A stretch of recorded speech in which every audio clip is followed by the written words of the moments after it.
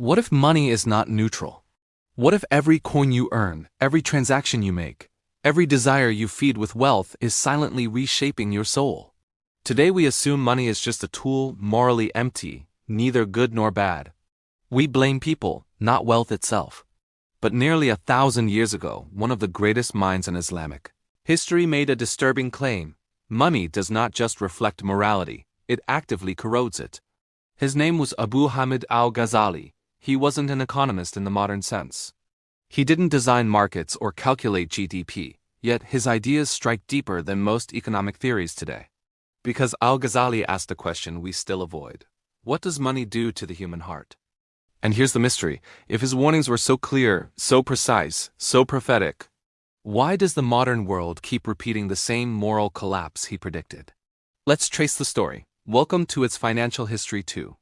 To understand Al-Ghazali's thinking, we must return to the 11th century, a world very different from ours, yet eerily familiar. The Islamic world was wealthy, global, and complex. Trade routes stretched from China to Europe. Gold dinars and silver dirhams circulated across continents. Markets thrived. Scholars debated law, philosophy, theology, and ethics at elite institutions like the Nizamiya madrasas, where Al-Ghazali himself became a star professor. This was not an age of poverty. It was an age of prosperity. And prosperity created a problem. As wealth expanded, so did greed, status competition, corruption, and moral shortcuts. Scholars were sponsored by rulers. Judges were pressured. Merchants gamed the system. Religion itself, Al-Ghazali feared, was becoming a performance funded by money.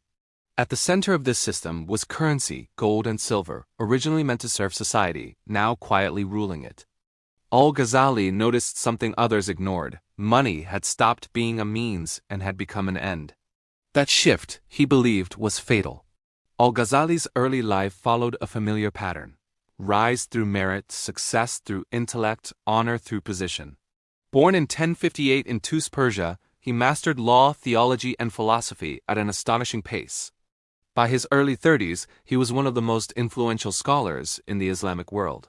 He had wealth, he had prestige, he had power. And yet, this is where the story turns. He collapsed, not politically, not financially, spiritually. Al-Ghazali suffered a breakdown so severe he lost the ability to speak publicly.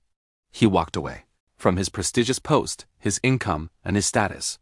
For years, he lived as a wanderer, reflecting on one question. Why does wealth, even when lawful, so easily poison the soul? The answer he reached would define his legacy. In his masterpiece Ihya Ulum al-Din, The Revival of the Religious Sciences, Al-Ghazali laid out a radical moral economy.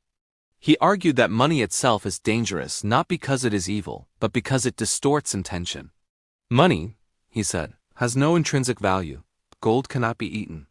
Silver cannot be worn for warmth. Currency exists only to facilitate exchange. When people begin to love money for its own sake, society breaks. Why? Because money creates illusions. The illusion of control, the illusion of superiority, the illusion of self-sufficiency.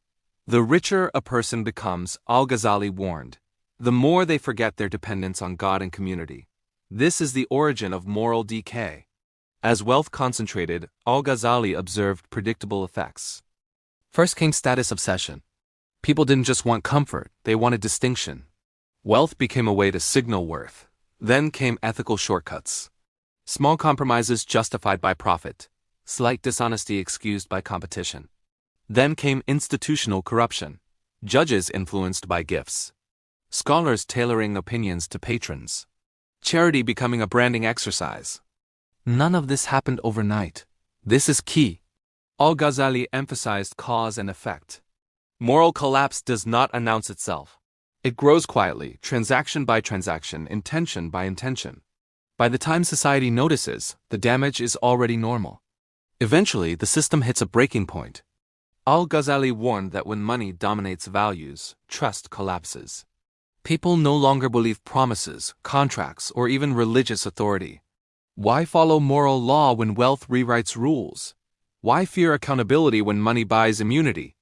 At this stage, societies don't fall because of poverty, they fall because of moral bankruptcy. And here's the most chilling part. Al-Ghazali said people will try to fix the problem without addressing the root. He described failed fixes long before modern economics existed: regulation without ethics, charity without humility, religious language without inner reform. Sound familiar? He believed no system could survive if individuals were spiritually broken. You could not repair markets without repairing hearts. And this is where history repeated itself. Empires rose and fell, institutions collapsed, wealth transferred hands. But the pattern remained unchanged. Which brings us to now. Today, global debt exceeds $300 trillion. The richest 1% own more wealth than half the planet. Social media has turned wealth into identity. Entire economies depend on consumer desire never being satisfied. We measure success in money, not meaning. And mental health crises are exploding. This is exactly what Al-Ghazali predicted. When money becomes the primary measure of worth, the soul fractures. Modern studies confirm it. After basic needs are met, increased income has diminishing returns on happiness, yet desire accelerates. The gap between expectation and fulfillment widens. We are richer than ever, and more restless than ever. Al-Ghazali would not be surprised. He believed unchecked wealth creates spiritual noise, constant distraction, constant comparison, constant dissatisfaction. Money shapes how we see ourselves, how we see others, how we see life. And if left unexamined, it shapes us into something hollow. So what are the lessons? First takeaway: money is a test, not a reward. Wealth reveals character more than it creates it. Second takeaway: systems cannot replace morality. No policy can substitute inner discipline and ethical intention. Third takeaway: desire must be governed, not fed. A society that worships consumption will never be at peace. Al-Ghazali didn't call for rejecting money. He called for mastering it, before it masters you. And here's the warning he leaves us with. If we continue to treat money as neutral, we will never see how deeply it shapes us. The question is no longer whether money changes the soul. The question is what kind of soul it is creating now. If this story made you think differently about wealth, power, and purpose, then you already feel what Al-Ghazali wanted us to feel: awareness. Like the video. Subscribe for deeper stories that connect history, philosophy, and modern life.